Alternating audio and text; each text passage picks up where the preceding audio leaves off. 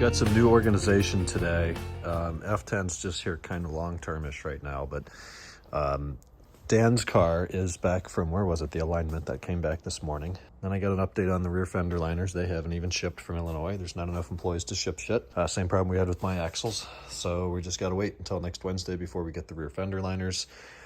We still have drivability issues in that the trifecta is still randomly coming on.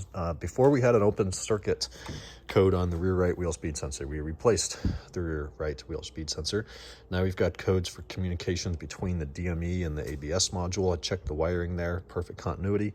No problems, no corrosion, pins look clean, all of that. So my diagnosis is ABS module, it's original on an 01 with 130K. So we took that out, it's overnighting to Module Master for a rebuild. Paid for the overnight back too. I got to get this thing moving. So that's where we are with that.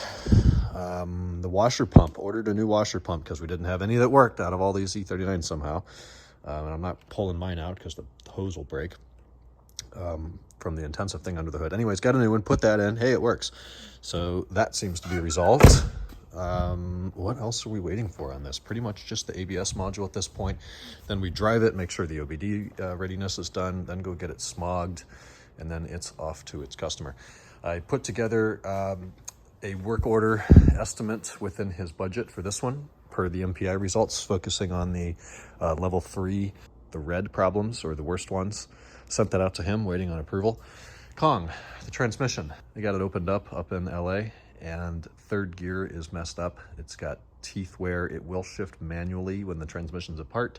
The selector rod will not shift it. It's a full rebuild is what's required on that transmission. Doubles the cost. Customer approved. So it'll be a completely rebuilt transmission that we should get next week. This one, the unicorn reins are in. I'm waiting on the dyno rear sway bar. When that comes back, we test drivability, clean it up, check all fluids, tire pressures, wheel torques, get it out the door. Daniel's car waiting on a rear wheel still. So that's what's going on. The 545 is not here. It is at the BMW dealer for diag and calibration of the, what do you call it? The adaptive cruise control sensor.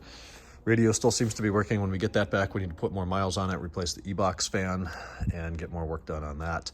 And then the white 528 was picked up this morning. So that's the update on what's going on. But the most exciting part, or most fun part for me, is out here. It is back from alignment. Went in this morning. It took them all day. And my car will be going home. I don't have keys and I locked this door. My car will be going home for the first time in like 2 months. I really hope it goes straight. I don't have to steer left to go right. That's super annoying. Or go left to go straight, rather. The alignment results were a little worrying. So it was just done 99 miles ago and 5 days ago in Los Angeles. And I already put it away. It was out here. Rear toe was out, rear camber was out, front cross thrust, what do they call it? Cross toe, something like that was out. A whole bunch of stuff was wrong. So I talked to the guy in LA. We're going to see about going in there and bitching up a storm and trying to get a refund. Ugh, stressful. Now, hopefully it's aligned right. Tomorrow's going to be a bit of an organization and a cleanup day, kind of an admin day. We got stuff all over the place. That's Kong's exhaust. Some of these belly pans are still usable, still have some value because new ones are so expensive, and they're used ones off a customer car, so I got to list those somewhere for cheap and just get them out of here. As I said, there's just crap everywhere, and we need to do a nice cleanup. 2 of Daniel's wheels here are not going to be usable. I got to see if he wants those or if they're going to be wall art for the shop. We got old floor mats here that, oh, that's the outside of it. Oh God, that's going to hit the dumpster because new ones are available. Those are going to the dumpster. There's always organization and cleanup stuff to do. I'm going to drive home. I'll get you an update on the way or when I'm back, let you know how things drive. And we've got some restocking and organization to do here as well. So that'll be tomorrow, Friday already. Talk to you guys on the road or at the house. One more thing, we got a key lockbox. This thing's from eBay. Super, super heavy, really nice steel construction. Got 4 mounting holes inside. We got to figure out where to put it. It's a code. There is an override key that we'll have locked and hidden in here. And then it also came with the mounting hardware and a bunch of these key tags, which will be super useful. We can either write whose car they are or assign a number on those white things, but those are kind of hard to get out. So what I've been doing is just using the label maker and printing the customer's name or specs on these colors, and it works because they work with in conjunction with the color of the car. Not necessarily Silverstone, but you know, close enough. So that'll be nice, safer, and more organized key layout. Right now they're just sitting over here And every time you take them off, these clips fall out of the pegboard in the side of the box. It's a pain in the ass, so that'll be a nice improvement. Good evening. We're back. We're in the middle of the garage. That was a very pleasurable drive. The car seems to track straight. It is smooth. The steering feels lighter. This is something I always notice after a good alignment. I think, you know, the toe gets out of spec in the front, and then the wheels are kind of fighting each other with a negative total toe or a positive total toe, and the steering feels heavier because you've got to overcome that friction. Maybe I'm just making that up, but that's what it feels like. After an alignment, the steering's nice and light, and it's just not light like electric steering, but, you know, just less effort and input required to get the results that you want.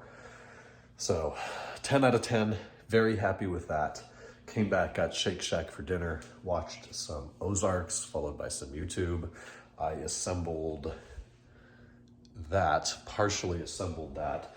So I've had this issue where I turn the workbench at the shop, the tool chest where all the tools are, into my workbench. And when I was the only one doing mechanical work, that worked out well because I wasn't typing and looking for a 16mm ratcheting wrench at the same time. Now I've got two guys in there turning wrenches and working on stuff, and I'm trying to type away, and it's just like I'm in their way and they're in my way, and it doesn't make sense. So I didn't want to buy a desk or move a desk out from inside and have to sit down. I want a mobile workstation that's adjustable, that I can put over here and do the MPI on that lift, or bring it over here and watch a YouTube video while I'm doing ball joints. And this seems to be the perfect thing for that. And it's not fully assembled. Let me flip the camera here. So obviously I've got to take it up there in the car and just fold the seats down, and it should fit in there no problem as is. That's the top part that's going to bolt on these rods, and it's adjustable by 40 degrees, so it can sit flat or it can tilt down by 40 degrees. And then it also moves up as well. So there's wing nuts on the back. You loosen up the wing nuts, and then there's still enough friction that it won't just fall down or be too loose. And then I can pull it up that high, tighten the wing nuts back down, and you can picture that tray sitting up here, and that's like just below nipple height. So that would be like if I really want to stand up and be almost eye level with the display, that'll be perfect. And there's even a little more adjustment in the wheels. I have the wheels adjusted all the way down right now. They will need a little bit of adjustment. I can see like it's moving that way, so there's adjustment nuts, so I can just level that out when I get it up to the shop floor. This is a secondary tray. This is all metal, none of this is plastic. So the secondary tray kind of has a place for pens or pencils or a 10 mil and a drink, and then just a little bit of storage here. I wish it had a little more of a tray so you could set stuff on it and it wouldn't roll off. I get the idea. It's kind of for a keyboard or just an oddments tray. But this should be perfect. I'm excited to get it up there and get this put together, and I'll be able to roll this around, especially when doing the MPIs. I have to go over to the car and be like, okay, 0.42 exhaust mounts, look at them, inspect them, then walk back over to the desk and input the findings, and then walk back over to the car. And this I'll just be able to like come all the way around, and the MacBook Pro battery life is so good I can go an entire day on it. This is perfect. This is an Amazon find, and it was only $134. So you do have to put it together, but it comes with the tools, and it's no big deal. I'm gonna get that in the car tomorrow. I don't wanna leave the seats down overnight because they'll crease, and 200,000 mile seats don't like that kind. So very happy to have it back. It is very at home in the center of the garage. Get some miles on this weekend. I'm gonna go to bed. We'll talk tomorrow on Friday. Good night.